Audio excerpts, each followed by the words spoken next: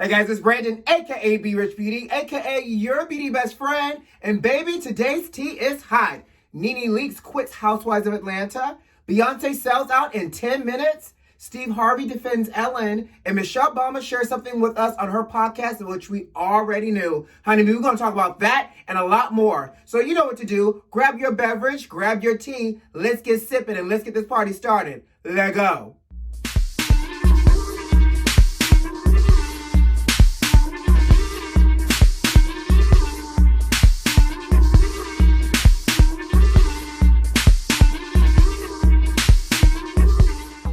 Chile. First of all, before we jump in today's video, beauty besties, I'm sorry it's coming to y'all late.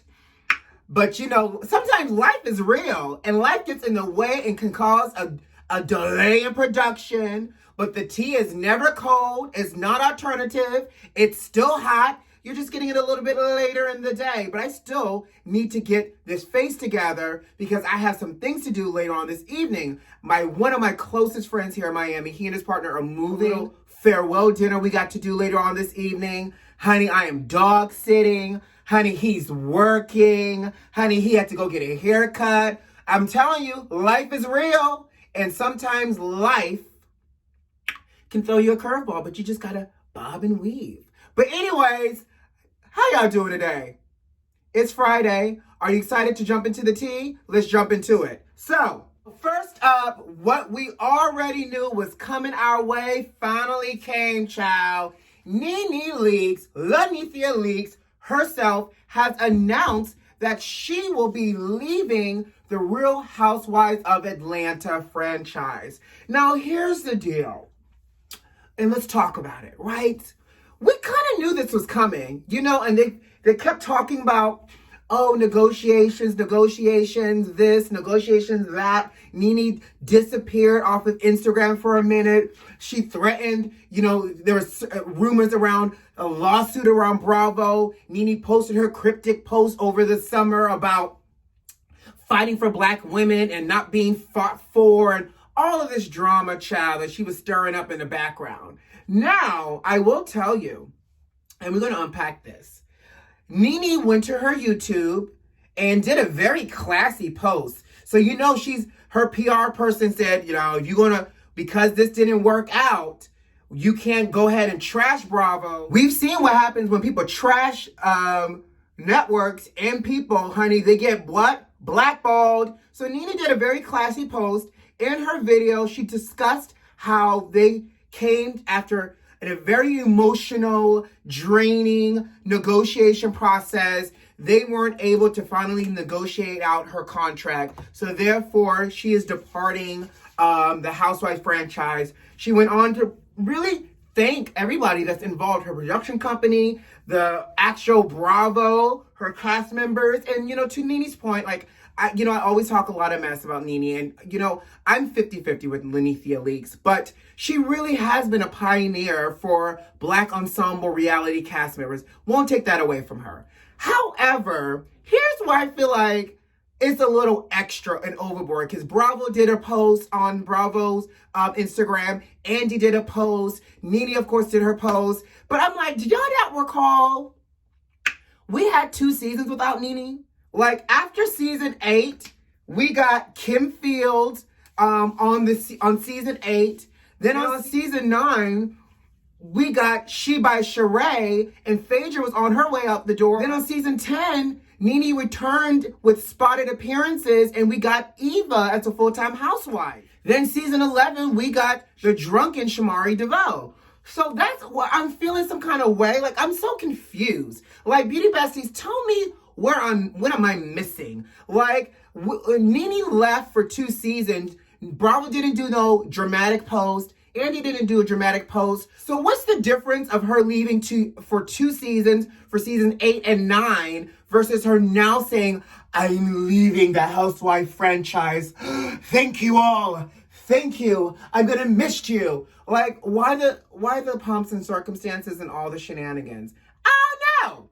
But I will say, Garcelle Bouvet's has tapped into what I've been saying, that they need more diversity in Housewives of Beverly Hills. And did y'all see that Garcelle tweeted and at NeNe? It was like, come help a sister out, Real Housewives of Beverly Hills. Now, the thought behind that actually is good TV in the making. Because, you know, Garcelle can't give you too much of crazy black girl antics because she actually still is a very viable actress in the entertainment industry. You know, like, her career wasn't built off of reality TV. Like, we expect shenanigans from, like, the Omarosas and the NeNes and the Phaedra Parks. Like, people like that, you know, are building their career. And maybe not even Phaedra, because, you know, Phaedra had a career outside of this. But, you know, these people that have really built an empire off the reality TV back, Garcelle can't do all of that because she still has to show up on set and sit in meetings and need to have a moniker of respect to her name. So Garcelle can only push the limits so much on camera for reality, but she can't be too boring either, because then, you know, we don't want to see Garcelle. So I think NeNe, if she was an addition to the Housewives of Beverly Hills franchise, she would do really well because she would eat those girls alive. She can go head to head with Kyle. She can chase Rinna in circles, and she can learn some fashion advice from Dorit and Sutton. I mean, granted, I don't know if NeNe's wearing, you know, couture labels down like Sutton, but the idea of her being on Beverly Hills adds more color. It definitely adds that Lowry seasoning salt to the cast member, honey, because you know that cast up until Garcelle was very much raisin in the potato salad. Now you bring NeNe to this cookout, honey. We get an egg and smoked paprika, mine it, and hold the raisins for this potato salad. And I'm here for it. NeNe, Housewives of Beverly Hills might be actually a better suit for you. So y'all know I've been on this whole Ivy Park, and you know how you don't ever see Clark Kent and Superman in the same room? I kind of feel the same way with Ivy Park. So I announced earlier in the week that Beyonce is releasing a tennis shoe to celebrate Adidas' 50th anniversary. Well, apparently, child, this mystical shoe went on sale and sold out in 10 minutes. Now, y'all know I went to Adidas.com to look to see if this shoe was still available and to see if there was any Ivy Park left in stock. When you click on the Ivy Park tab on Adidas.com, it says Ivy Park sold out. Like, I'm really suspicious about this whole Ivy Park situation. Like, I don't understand how this shoe that was announced this week, nobody got a text alert. I didn't see no Beyonce signal in the sky telling me that these shoes were on sale. And now apparently, along with the rest of her collection, it has come and gone like a thief in the night. Something still seems a little suspicious, but if I see people walking around in these shoes outside of Beyonce friends, then I might actually believe something about Ivy Park. But right now, I'm still trying to figure out how I can get my hands on some park that belongs in the Ivy. I'm just saying. So in the latest of defending Ellen, Steve Harvey has now jumped into the conversation. You know Ellen has been in the hot seat, child, all summer long, based off of these allegations of, you know, racial tensions, sexual allegations, and misconduct, and all that other stuff. So Steve Harvey is defending Ellen, saying, one, she's not racist. He's known her for a very long time. And I can believe that Ellen's not a racist. But Steve is saying that it is impossible for her to know everything that's happening on her show. In addition, he goes, obviously, she's going to take the heat because her name is on the show. The same way as if something was happening with the Steve Harvey franchise, I would have to take the blame for it. Now, here's where I give the little side eye and a little sip, is that I have worked in the beauty industry and in retail for years. And I've worked in it in so many capacities. I've worked on a managerial level where I know what's happening in my store.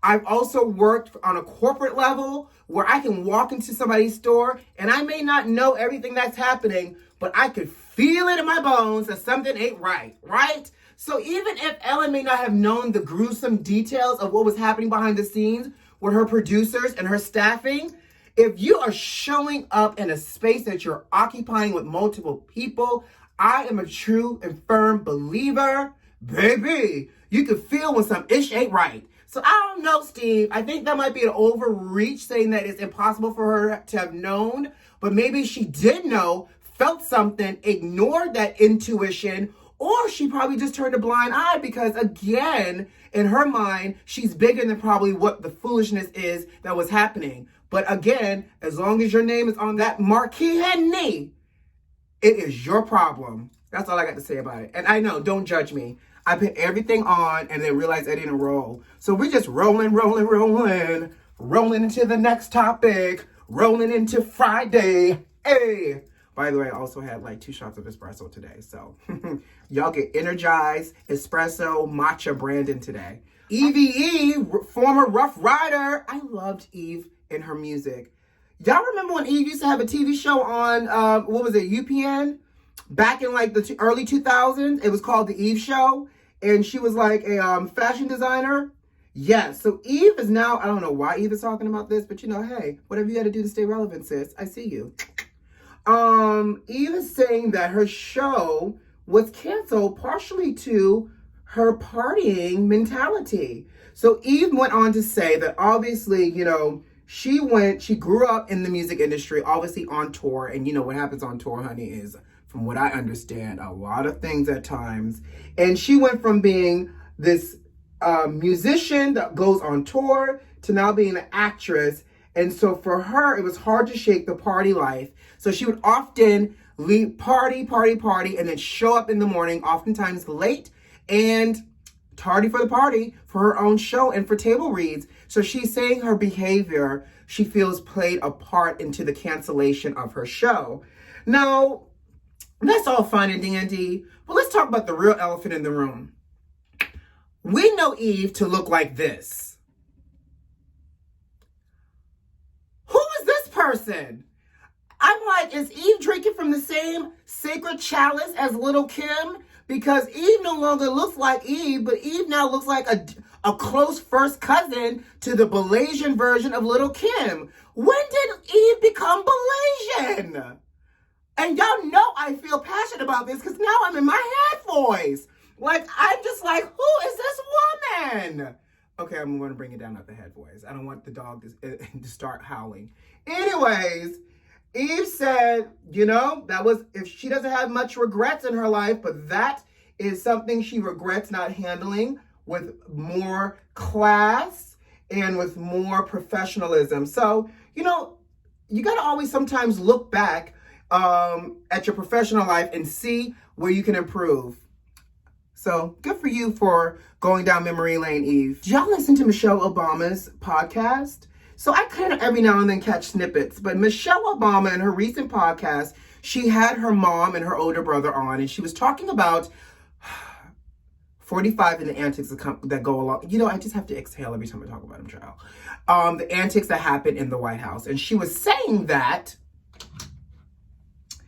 the antics that are happening in the White House, Barack and her family could have never gotten away with it if they were in the White House doing those same antics. And, you know, I'm inclined to agree. We see so much that is happening in the White House with the craziness of this current administration, from professional to personal, that we are now so numb and we ignore it. But we also give it a pass because at the core of it all, he is a white man with privilege. And we're going to have a real conversation real quick. Because what y'all don't know, and I'm sure obviously the black people that are watching this or the people of color can attest, but for the white people that are watching and our allies and our community, as a person of color and as a black person, we're always held to a double standard. We have to work harder. We have to be better. We have to present better because there is a double standard. And I always say, ask yourself, the same type of judgment you have if the shenanigans that is happening in this White House was on Barack and Michelle, if you have a harder or a harsher critique for them than you do for this current administration, you have to look at your bias. Because again, we're so numb and especially as a black person, I think and I look at it and I'm like, how can people be okay with what's happening and not, react a certain kind of way? And don't get me wrong, of course, the majority of us in America, like, that is some crazy Ringling Brothers and Barnum and Bailey-ish that is happening in the White House. Yes, it is. But the point that Michelle was making is that our community would also have held us to a higher standard to say, you can't get into this White House and act like this. And it really makes me think about growing up and Graham saying, like, when you walk out of this house, you reflect me. So don't go out of this house acting like no idiot. And it's the same thing. It's like, we've had 400 years of oppression. We're now in a place where there's a first Black president and first Black family in this White House. We can't go in there acting like a fool. You never saw no Medea family reunion style happening at the White House because there was an element and an air of decorum we had to adhere to. So I understand Michelle's struggle. I really am liking her podcast and all these little gems that she's coming up off of. But I just wanted to share that with you all. And actually tell me what you think, especially my people of color. Could they have gotten away with these same antics? Obviously, we know they're classy and too smart to even do any of these antics. But could they have gotten away with it the same way that this current administration is getting away with it? Ooh, child. Most importantly, last but not least, before I get out of here, make sure as we are stepping into this weekend, honey, you are checking on your friends. 2020 is known for snatching people, snatching souls, and now, starting on Sunday, it's about to snatch TikTok and WeChat. The executive order from that fool in the White House is going into effect on Sunday. So all my TikTokers, if you don't have the app already downloaded, after Sunday, you won't be able to download the app. And if you have the app, after Sunday, you won't be able to update the app. So they are really locking down on what you can do with the app. Obviously, in the cloaking it behind national security, but we really know what it is, child. So I don't know. All the TikTok famous people like Jason Derulo and everybody else, what y'all about to do now after Sunday, child? Jason Derulo, are you gonna have to really go back to making real music? And most importantly, what are the other TikTok people who are making these checks, honey, about to do to be able to keep these lights on? I don't know, but I am seriously concerned for these TikTokers. Anyways, I got to go. Guys, you know what to do. Subscribe to the channel if you want. Share this video with a good old Judy. Like this video if you like this video, and leave me a comment. Who loves you? Baby, it's me. Ow. I love you lots. Take care of yourself. Have a great weekend, and I'll see you on Monday. Bye.